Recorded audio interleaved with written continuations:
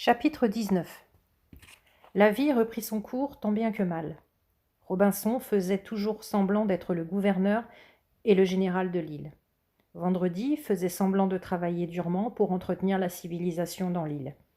Il n'y avait que Taine qui ne faisait pas semblant de faire la sieste toute la journée. En vieillissant, il devenait de plus en plus gros et lent. Vendredi, lui, avait trouvé un nouveau passe-temps. Il avait découvert la cachette où Robinson dissimulait le barillet à tabac et la longue pipe en porcelaine du capitaine Van Dessel.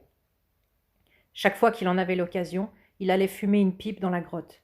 Si Robinson le découvrait, il le punirait sans doute lourdement, parce qu'il n'y avait presque plus de tabac. Fumer était un plaisir que Robinson ne s'accordait plus que très rarement dans les grandes occasions. Ce jour-là, Robinson était descendu sur le rivage inspecter les lignes de fond que la marée descendante venait de découvrir. Vendredi mit le barillet sous son bras et il alla s'installer au fond de la grotte. Là, il s'était construit une sorte de chaise longue avec des tonneaux couverts de sacs. À demi renversé en arrière, il tire de longues bouffées de la pipe. Puis il chasse de ses poumons un nuage bleu qui s'épanouit dans la faible lumière provenant de l'entrée de la grotte. Il s'apprête à tirer une nouvelle bouffée de la pipe quand des cris et des aboiements lointains lui parviennent. Robinson est revenu plus tôt que prévu et il l'appelle d'une voix menaçante. « Taine jappe !» Un claquement retentit. Robinson a donc sorti son fouet. Sans doute s'est-il enfin aperçu de la disparition du barillet de tabac. Vendredi se lève et marche vers le châtiment qui l'attend. Soudain il s'arrête.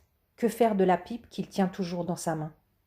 Il la jette de toutes ses forces dans le fond de la grotte, là où sont rangés les tonneaux de poudre. Puis, bravement, il va rejoindre Robinson. Robinson est furieux. Quand il voit Vendredi, il lève son fouet. C'est alors que les 40 tonneaux de poudre font explosion. Un torrent de flammes rouges jaillit de la grotte.